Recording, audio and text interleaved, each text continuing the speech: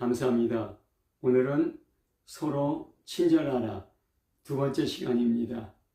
본문은 에베소서 4장 31절 32절입니다. 너희는 모든 악독과 노함과 분냄과 떠드는 것과 비방하는 것을 모든 악에 함께 버리고 서로 친절하게 하며 불쌍히 여기며 서로 용서하기를 하나님이 그리스도 안에서 너희를 용서함같이 하라. 아멘. 우리 지난 시간에는 우리가 이제 그리스도인으로서 버려야 될 것이 있는데 모든 악독, 노하고 분내고 떠드는 것과 비방하는 것을 모든 악에 함께 버려야 된다고 말씀을 나눴습니다. 그리고 우리가 서로 친절하며 서로 불쌍히 여기며 그리고 서로 용서하는 그런 삶을 살아야 된다고 말씀을 나눴습니다. 그러면 어떻게 서로 친절하고 서로 불쌍히 여기고 서로 용서하는 삶을 살 수 있을 것인가?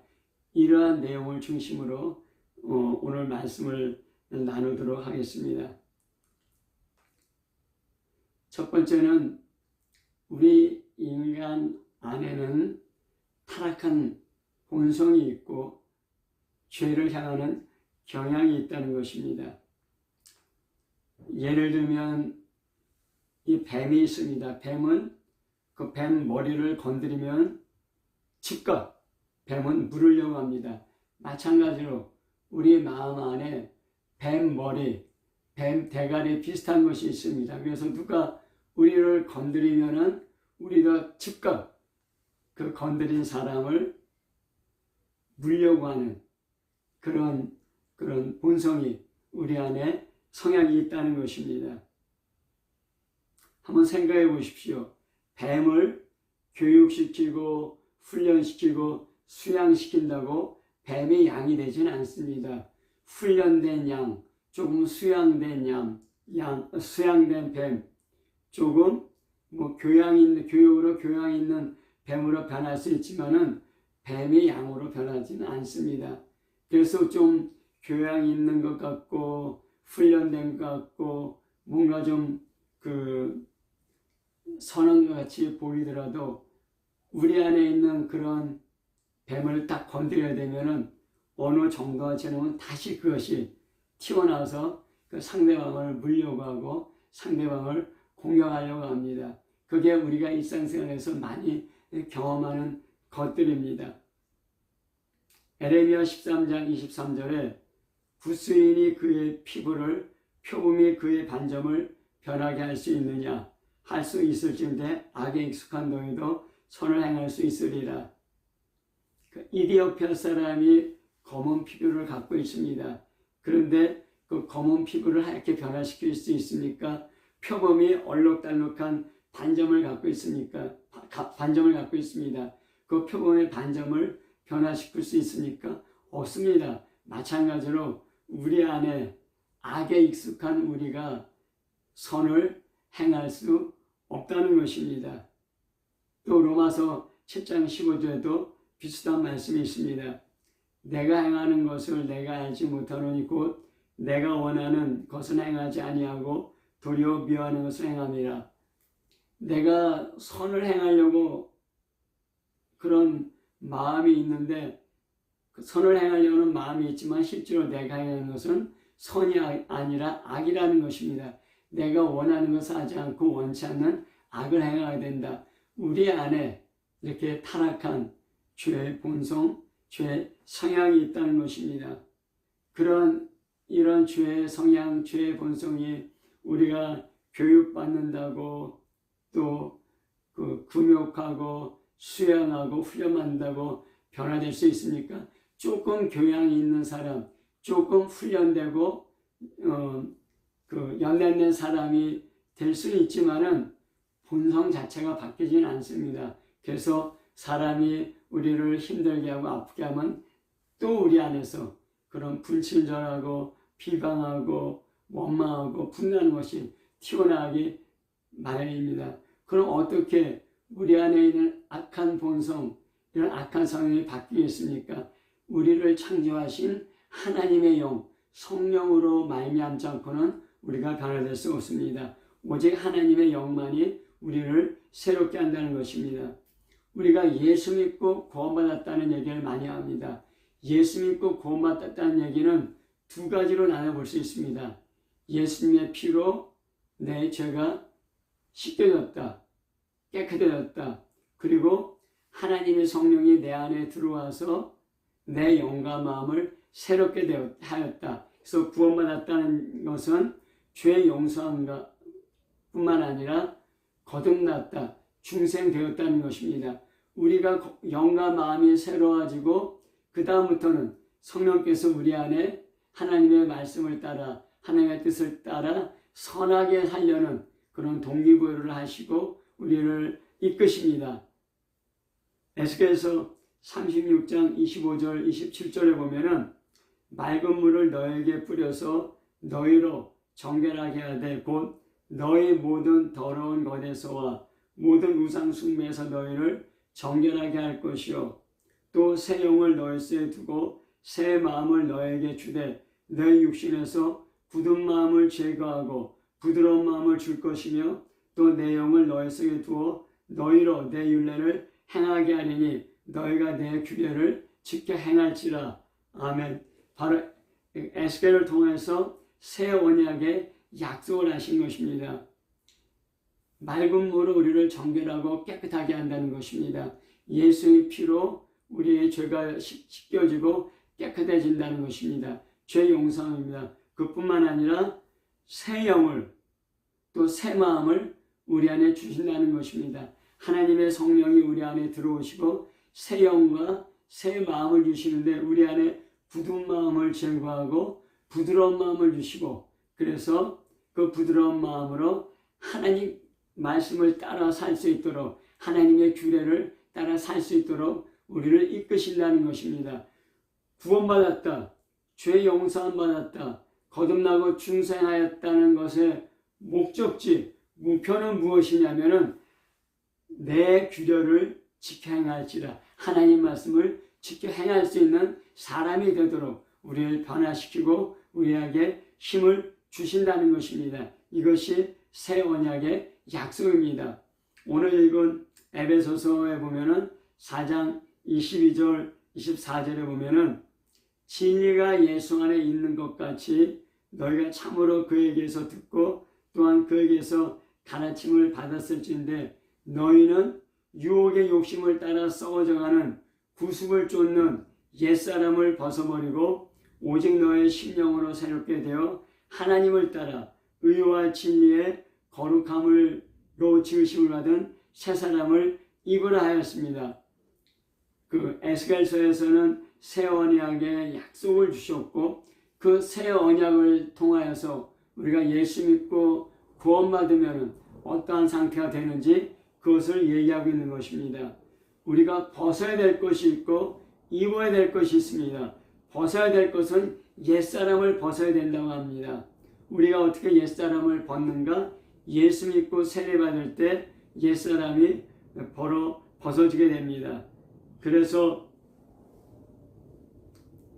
죄로 인해 하나님의 형상을 잃어버린 그리스도를 알지 못하는 그런 옛사람이 벗겨진다는 것입니다. 그 옛사람은 유혹의 욕심을 따라 부패하고 썩어져가는 옛날 방식을 따라 살아간다는 것입니다. 여기서 유혹은 진리를 거스리는 거짓, 미혹, 속임수를 말하고 있습니다. 그 예수님이 공생애를 시작하기 전에 마귀에게 세 가지 시험을 받았습니다. 그 마귀에게 받은 세 가지 시험, 그것이 바로 유혹이고 그 유혹에 예수님은 진리로 그 유혹을 물리쳤던 것입니다. 그 마귀가 너 배고프지? 이 돌을 떡으로 만들어 먹어라. 그 얘기는 우리에게 먹고 사는 것이 중요하다. 그러니까 그 먹고 사는 것에 너 능력을 한번 써보라 그런 것입니다. 먹고 사는 것 중요합니다. 그래서 우리 먹고 살기 위해서 열심히 힘쓰고 애쓰고 일합니다. 하지만은 먹고 사는 것보다 더 중요한 것이 있습니다. 먹고 사는 것에 목적이 있습니다. 그것이 뭐냐면 하나님의 말씀이라는 것입니다. 그래서 예수님은 사람이 떡으로만 사는 것이 아니요 하나님의 입에서 나오는 모든 말씀으로 산다고 하였습니다. 하지만 지금도 세상에 수많은 사람들이 먹고 사는 문제가 우리에게 가장 중요한 문제라고 생각하고 먹고 사는 문제에 평생을 따라가며 살고 있습니다. 유혹을 따라 자기의 욕심을 따라가는 삶입니다. 먹고 사는 것보다 더 중요한 것 하나님 말씀을 따라 사는 것이라고 분명히 얘기하고 있습니다. 그 다음에 또 마귀가 예수님에게 높은 곳에서 뛰어내리라 했습니다. 높은 곳에서 뛰어내려서 내 실력을 내 자신을 과시하고 그래서 사람들의 인기를 얻고서 네가 하려는 일을 하라는 것입니다. 지금도 많은 사람들이 자기 자신을 드러내고 자기 자신을 과시해서 인기를 얻고 명예를 얻으려고 합니다.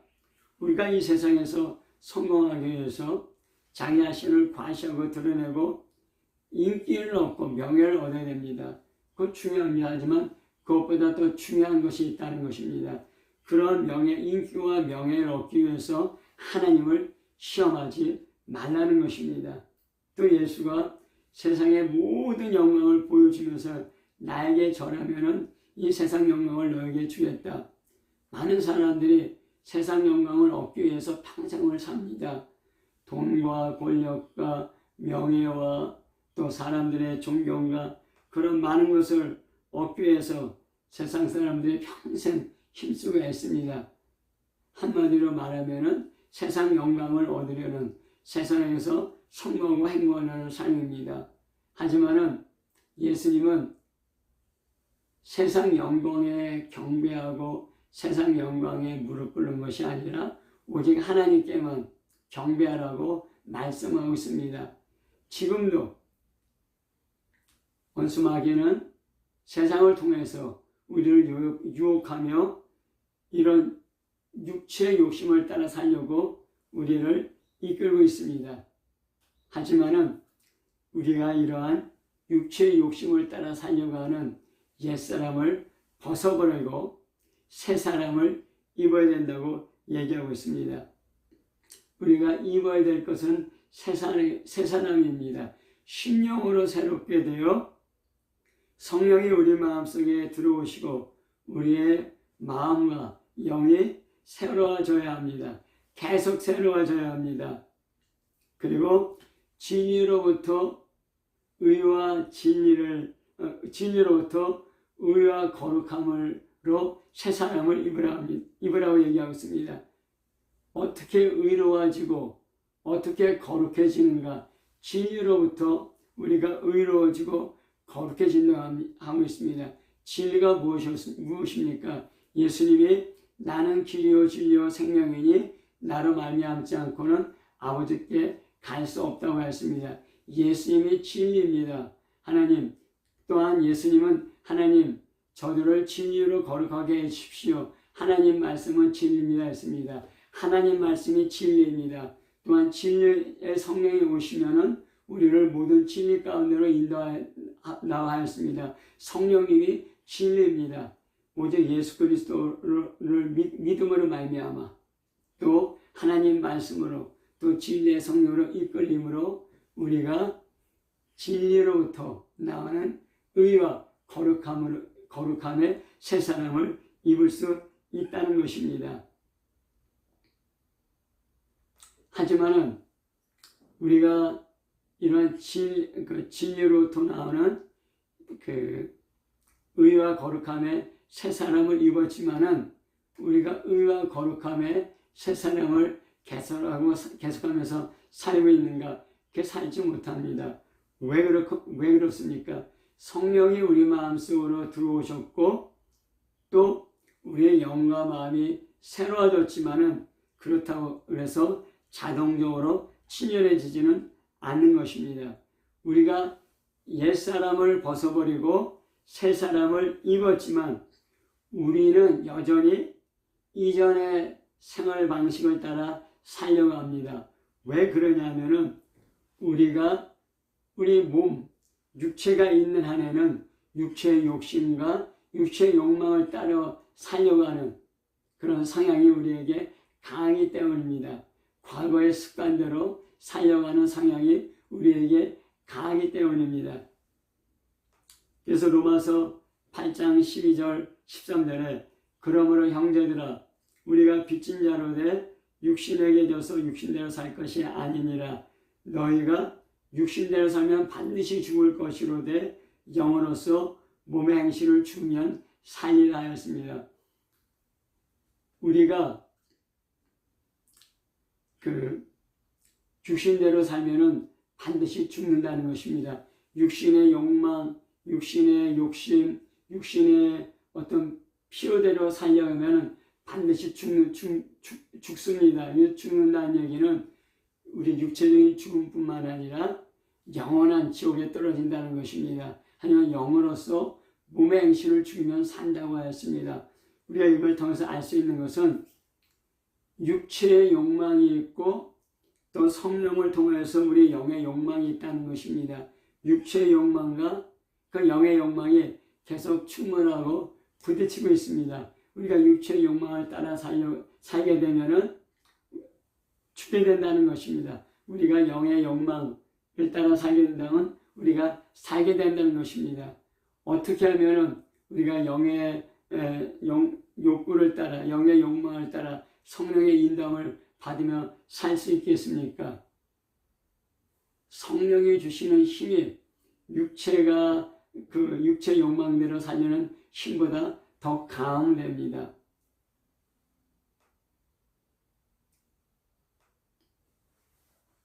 갈라디아서 5장 16절과 18절도 동일한 말씀을 하고 있습니다. 내가 너에게 이르노니 너희는 성령을 따라 행하라.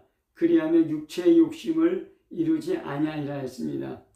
성령을 따라 행하면 육체의 욕심을 이루지 않는다는 것입니다. 육체의 욕심으로 끌려가느냐 성령의 인도함으로 끌려가느냐 우리가 선택해야 된다는 것입니다. 하지만은 우리는 그 성령의 인도함, 영의 인도함, 영의 그런 필요보다는 육체의 필요, 육체의 욕망, 육체의 욕심에 따라 살 때가 더 많습니다. 그래서 로마서 8장 26절에 이와 같이 성령도 우리의 연약함을 도우시나니 우리가 마땅히 기도할 바를 알지 못하나 오직 성령이 말할 수 없는 탄식으로 우리를 위하여 친히 간구하시느냐 했습니다. 우리가 연약해서 성령의 인도함을 받지 못하고 육체의 욕망과 육체의 욕심과 육체의 필요를 따라 사는 삶이 됩니다. 그 종착지는 어디냐면 영원한 죽음이 되는 것입니다. 그래서 성령이 말할 수 없는 탄식으로 우리를 위해서 간구한다고 하겠습니다. 성령을 따라 행하려면 성령의 인도를 받으려면 기도해야 됩니다. 기도할 때 우리 안에 성령이 충만해지고 성령의 힘으로 성령의 능력으로 육체의 욕망과 육체의 그 욕심을 따르지 않고 성령을 따라 행할 수 있게 되는 것입니다. 근데 기도해도 안 될 때가 있습니다. 기도해도 안 되면은 부르짖어 간구해야 됩니다. 부르짖어 간구해도 안 되면은 금식하며 기도해야 됩니다. 그럴 때 우리가 성령의 충만함을 받고 성령의 인도함을 받을 수 있게 되는 것입니다. 그렇게 될 때 우리가 금식을 하게 되면은 육체의 욕심, 육체의 욕망이 점점 약화되고 성령이 주시는 생각, 성령이 주는 힘이 점점 강해지므로 육체의 욕심과 육체의 욕망대로 살지 아니하고 성령의 인도함을 받을 수 있게 되는 것입니다. 그래서 예수님께서 베드로에게 시험에 들지 않게 깨어있어 기도를 하라고 말씀하셨습니다. 깨어 기도할 때 우리 안에 성령이 충만하게 되고 성령의 힘으로 성령의 능력으로 육체의 욕망과 육체의 욕심을 뿌리치고 성령의 인도함을 받을 수 있게 되는 것입니다. 그런데 우리가 기도 많이 해도 친절하게 되지 못하는 경우가 꽤 있습니다. 그럴 때 하나님께서 우리의 고난을 우리에게 고난을 통과하게 하십니다. 고난을 통과하면서 우리의 자아가 깨어지고 부서지면서 우리가 성령의 인도함을 받으며 친절하고 불쌍히 여기고 용서하는 사람이 되게 하십니다. 우리가 자녀를 키울 때 너 이렇게 하지 말라 이렇게 말로 타이릅니다. 말로 타이러도 안 될 때는 훈계하고 또 징계합니다. 왜 그렇습니까?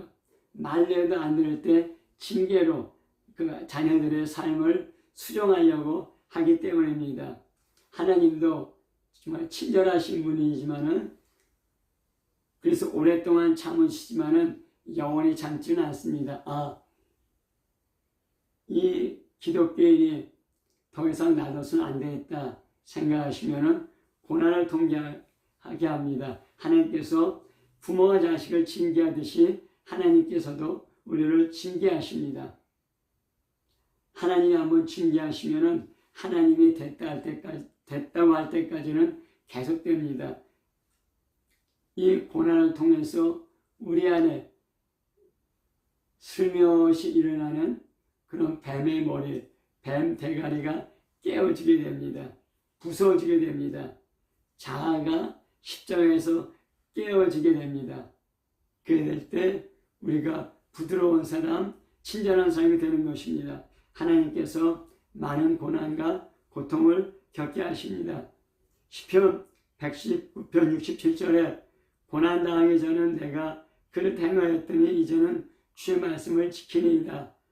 또 119편 71절에 고난당한 것이 내게 유익이라 이로 말미암아 내가 주의 율례들을 배우게 되었나이다 하고 있습니다. 고난당하기 전에는 내 육신의 생각대로 내 육신의 욕망대로 내 뜻대로 고집대로 살았지만은 고난을 통하여서 내 고집이 깨어지고 내 뜻이 깨어지고 자아가 파괴되면서 하나님 말씀을 배우게 되고 하나님 말씀을 따라 사는 삶이 되었다는 것입니다. 우리가 아브라함과 이삭과 야곱의 하나님이라는 말을 많이 합니다. 하나님은 아브라함의 하나님, 이삭의 하나님, 야곱의 하나님입니다. 야곱의 하나님이라 할 때는 많은 고난과 연단을 통하여서 야곱을 깨뜨리시고 하나님의 사람으로 만드신 그런 성령의 역사를 많이 이야기합니다. 그래서 야곱은 이스라엘로 그 이름이 바뀌었습니다. 야곱이라는 이름의 뜻은 발 뒤꿈치를 잡은 자입니다. 약탈자, 사기꾼이라는 의미입니다. 야곱은 자기 형 에서의 장자의 축복을 빼앗았습니다. 그래서 그 야곱에게 쫓겨서 외삼촌 라반에 있는 하란으로 도망쳤습니다. 또 외삼촌 라반 집에서 20년 동안 품삯을 제대로 받지 못하고 일했습니다. 그리고 20년 지나서 라반에게서 도망치게 되었습니다. 야곱은 자기 형 에서의 장자의 축복권을 받지 않은 것으로 빼앗았지만은 그로 말미암아 도망치는 신세가 되었습니다. 도망치면서 얼마나 많은 고난과 환난이 있었는지 모릅니다. 그리고 20년이 지나서 외삼촌 라반의 집에서 도망쳐 나오다가 이제 야복강을 바로 이제 앞두고 있는데 자기 형 에서가 자기를 만난다는 이야기 들었습니다. 근데 에서가 400명의 군대와 함께 자기를 맞으러 온다는 것입니다. 그 얘기는 400명의 군대로 장자권을 빼앗아간 자기를 죽이려고 하는 것이었습니다. 20년 동안 에서는 야곱을 용서하지 못하고 분노를 키워왔습니다. 그래서 야곱은 이제 막다른 골목에서 하나님 앞에 부르짖어 기도하게 됐습니다. 그래서 기도하면서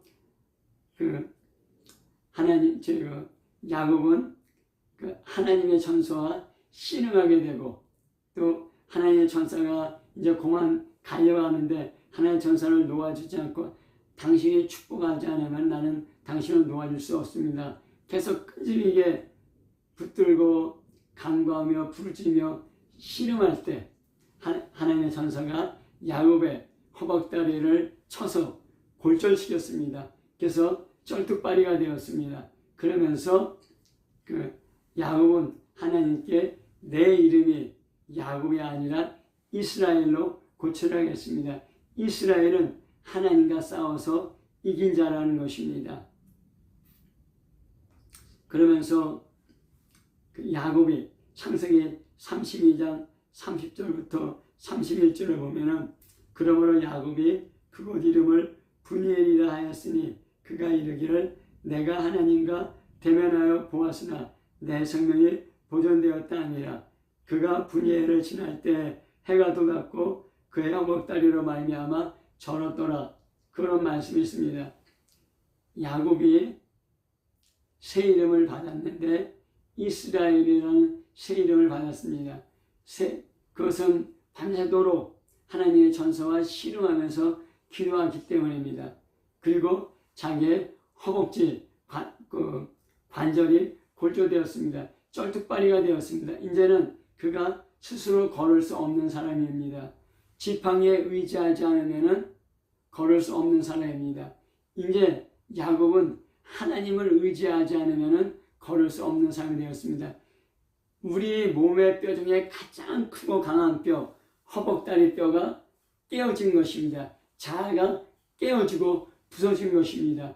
그때 해가 돋았고 다니엘은 절었다고 그렇게 말씀이 나옵니다. 이제 야곱의 자아는 깨어지고 야곱은 정말 이제는 사기치는 사람이 아니라 하나님과 싸워 이긴 친절한 사람, 불쌍히 여기는 사람, 용서하는 사람으로 변화된 것입니다. 그러면서 야곱이 삶이 평탄하였는가? 평탄하지 않았습니다. 그 후에도 야곱은 자기 딸 디나가 히위족 족장 세겜에게 강간당하고 그래서 또 자기 아들이 히위족을 습격해서 죽였을 때 다시 또 세겜에서 도망치는 시대가 되었고 또 가다가 자기 사랑하는 아내 라헬이 죽었고 그리고 자기가 사랑하는 라헬이 낳은 요셉이라는 자기가 가장 사랑했던 그 아들이 형들의 시기로 말미암아 팔려가게 되고 야곱은 자기의 아들 요셉이 죽은 줄 알고 평생의 마음에 상처와 아픔과 슬픔을 가졌고 그리고 또한 그 요셉의 동생 베냐민이 또 애굽으로 가야지만이 쌀을 먹을 수 있는 계속적으로 야곱에는 그런 고난이 느꼈습니다. 그런 고난, 또 고난, 또 고난, 또 고난을 통해서 야곱의 자아가 깨어지고 무너지고 하나님 앞에 온유한 자, 친절한 자가 되었던 것입니다.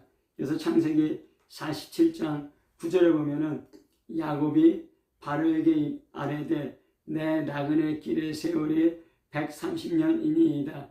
내 나이가 얼마 못되니 우리 조상의 나그네 길의 연료에 미치지 못하니 험악한 세월을 보냈나이다. 야곱은 자기 인생 130년을 돌이켜보면서 내가 험악한 세월을 보냈다고 아니 그렇게 장자의 축복을 빼닫고 하나님과 싸워 이기고 하나님의 축복을 받은 사람이 험악한 세월을 살았다고 아니 그게 무슨 하나님의 축복이냐고 반문할 수 있지만은 인간의 눈에 보기에는 세상적으로 눈에 보기에는 험악하고 고난과 고통과 환난과 슬픔의 세월이었지만 그로 말미암아 야곱의 속사람은 깨어지고 부서지고 점점 하나님 닮은 사람으로 변화되는 영적인 복이 야곱에게 계속적으로 더해졌던 것입니다. 우리가 어떻게 하면 친절한 사람이 되느냐에 살펴보았습니다. 예수 믿고 죄 용서함 받고 우리 영혼이 거듭나야 됩니다.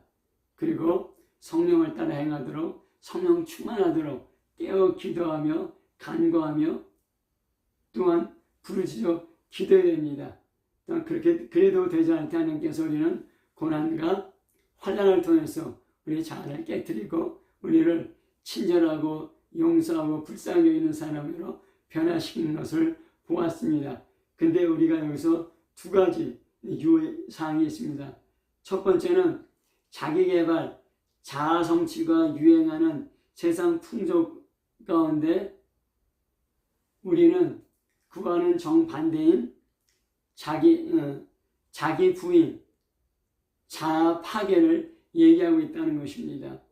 세상에 수많은 베스트셀러들이 어떻게 하면은 자기 개발을 할 것인가, 자아 성취를 할 것인가 그런 것을 얘기하고 있습니다. 근데 오늘 성경 말씀은 자기 개발이나 자아 성취 이전에 있어야 될 것이 무엇인지 우리에게 얘기하고 있는 것입니다. 자기 포기, 자아 파괴, 자아 파쇄입니다. 쉽지 않습니다. 자기 개발, 자아 성취가 세상 풍조인 이 세대 가운데 자기를 포기하고 자아가 깨어지고 파쇄된다는 것을 얘기하는 것은 세상 풍요를 거스르는 것입니다. 쉽지가 않습니다. 근데 성경은 분명히 얘기하고 있습니다. 마태복음 16장 24절에 예수께서 자기 제자들에게 이르시되 누구든지 나를 따라오려거든 자기를 부인하고 자기 십자가를 지고 나를 따라야 한다고 했습니다. 자기를 부인하고 자기 십자가를 진다는 것은 자기 자아가 깨어지고 자기를 부인한다는 것입니다. 자기 자아를 내 육신의 생각, 내 야망, 내 뜻, 내 고집, 내 생각이 십자가에서 깨어지고 자기 부인이 될 때 예수 그리스도를 따를 수 있고 그래 될 때 내 자아를 뛰어넘을 수 있는 그런 더 큰 성취가 우리 안에 이루어질 수 있다는 것입니다.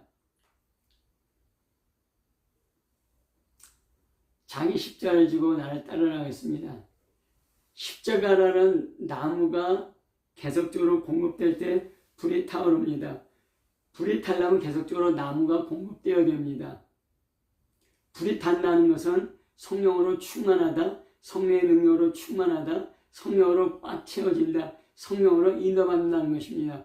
어떻게 해야지 성령의 불이 타오를 수 있습니까? 나무가 있어야 됩니다. 나무가 없으면 불이 꺼집니다. 그 나무가 뭡니까? 십자가라는 나무입니다.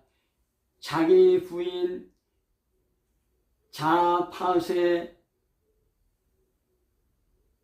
그러한 십자가가 우리 안에 계속될 때 성령의 불이 활활 타오르서 점점 더 하나님의 사람으로 친절하고 용서하고 불쌍히 여기는 사랑이 된다는 것입니다. 십자가라는 나무가 있어야 성령의 불이 계속 타오르고 성령의 불이 타오를 때 자기 부인, 자기 자아 파쇄가 가능하며 성령의 인도함을 받을 수 있게 되는 것입니다.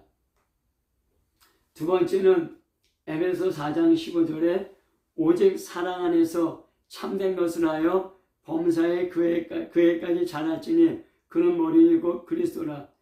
사랑 안에서 참된 것을 행하고 사랑 안에서 참된 것을 말아야 된다는 것입니다. 그리고 그리스도에 이르기까지 자라야 된다는 것입니다.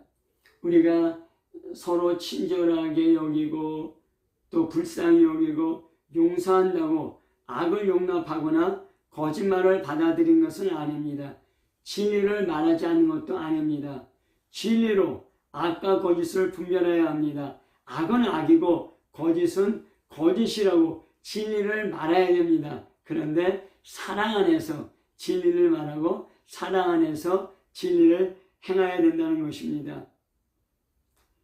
요새 동성애 문제로 많이 논쟁이 되고 있습니다. 그래서 이제 미국이나 캐나다나 유럽에서는 동성애를 죄라고 하면 이게 차별했다고 차별금지법에 걸려서 벌금을 내고 또 어떤 경우에는 그 교도소에 가게 되기도 합니다. 동성애를 악으로 분명히 성경은 동성애를 악으로 죄악으로 언급하고 있습니다. 그래서 성경에서 말하는 동성애를 악으로 말하는데 그렇게 동성애를 악으로 했다고 혐오 표현을 했다고 차별적인 언어를 했다고 벌금을 받고 그다음에 감옥에 끌려가고 있습니다. 우리가 어떻게 해야 됩니까? 그렇다고 진리를 가리고 진리를 숨길 수 있습니까? 물론 우리가 동성애인 사람에게도 친절하고 불쌍히 여기고 용서하는 마음이 있어야 됩니다. 하지만은 동성애 그 자체는 죄라고 분명히 말할 수 있어야 됩니다.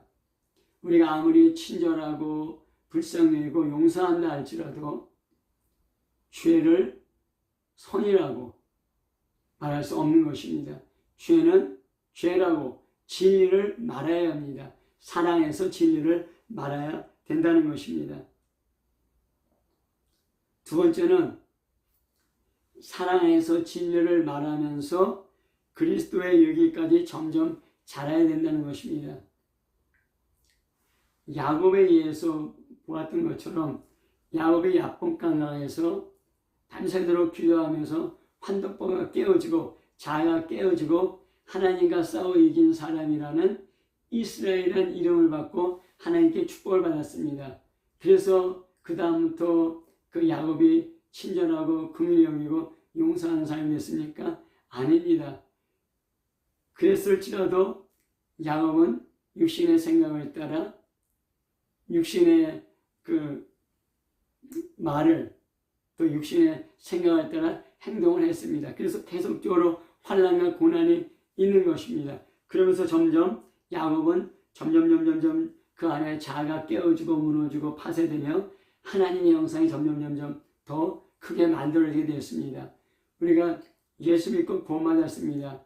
열심히 기도 성령 충만 받았습니다. 또 고난을 통해서 자아가 깨어지게 되었습니다. 하지만 그렇다고 우리가 100% 친절하거나 용서하거나 긍휼히 여기는 사람 되지 못합니다. 우리 육체가 있는 한에는 계속적으로 우리 안에 그런 육체 욕망, 육체 욕심이 흘러나오기 때문입니다. 그래서 우리가 맨 처음에는 전혀 친절하지 않은 사람이었지만은 한 100번 정도 그 부딪힘이 있을 때 한 번 정도 친절해졌고 또 더 기도하며 변화되는 사람이 때문에 고난을 겪으면서 이제는 10번, 20번 점점 더 그 친절할 수 없는 상황에서 친절하고 긍휼히 여길 수 없는 상황에서 긍휼히 여기고 용서할 수 없는 상황에서 용서할 수 있는 사람으로 점점 자라야 되는 것입니다. 한꺼번에 완전한 사람이 될 수는 없는 것입니다. 아무리 산업고 거칠고 험한 그런 사람들 가운데 환경 가운데 자란 사람이라도 그래서 그 사람한테는 전혀 친절함이나 불쌍히 여기는 마음이나 용서하는 마음을 볼 수 없다 할지라도 친절하신 하나님, 불쌍히 여기시고 긍휼히 여기신 하나님, 용서하시고 또 용서하시는 하나님과 친밀한 교제 또 동행하는 삶을 살게 되면은 하나님이 갖고 계시는 친절과 용서와 긍휼히 여기는 마음이 흘러나오게 되는 것입니다. 사나운 사람과 사귀면은 사나워집니다. 하지만 친절한 사람과 사귀면은 친절한 사람이 되는 것입니다. 평생 사납고 거칠고 험한 사람과 살아서 우리 안에 사납고 거칠고 험한 것이 많이 있다 하더라도 예수 믿고 구원받고 계속적으로 하나님과 교제하게 되면은 하나님 안에 있는 친절과 용서와 긍휼이 우리 안에 흘러 들어오고 또 닮아가는 삶이 되는 것입니다. 우리가 그리스도 안에서 그리스도의 장성한 분량에 이르도록 끝까지 죽을 때까지 우리가 자라나야 되는 것입니다. 말씀을 맺겠습니다. 현대사회는 쓴 마음으로 악독과 악의로 화해하기를 거부하고 분노하고 떠들고 비방하는 그런 세상 풍조가 더욱더 강해지고 있습니다. 특히 어떤 선거나 정치인들을 볼 때 상상할 수 없는 거짓말과 비방과 악의가 쏟아져 나오고 있습니다. 더구나 거짓을 진리라 하며 진리를 거짓으로 하면서 상대편을 주려고 합니다. 그리스도인의 미덕보다는 악이 세상 풍자가 되었습니다. 많은 사람들이 이런 세상 풍조에 휩쓸리고 있습니다. 성령의 능력 없이는 이런 풍조를 이길 힘이 없습니다. 말씀 읽고 묵상하며 깨어 기도하며 간구하며 그러면은 하나님께서 함께 하십니다. 하나님의 친절하신 긍휼과 용서를 닮을 수 있습니다. 또 성령의 능력을 부어주셔서 친절하고 긍휼히 여기고 용서할 수 있는 삶을 살 수 있도록 힘을 주십니다. 하나님께서 그리스도인에게 원하시는 것은 사랑 안에서 진리를 말하고 행동하는 것입니다. 이것이 세상과 구별된 거룩함입니다. 하나님 사랑하고 이웃 사랑하는 것입니다. 하나님이 원하시는 거룩, 하나님이 원하시는 사랑은 이웃에게 친절하고 불쌍히 여기고 용서하는 것입니다. 우리 안에 이러한 친절하고 불쌍히 여기고 용서하는 거룩과 사랑이 매일매일 더 자라고 성장하기를 예수 이름으로 축복합니다. 아멘.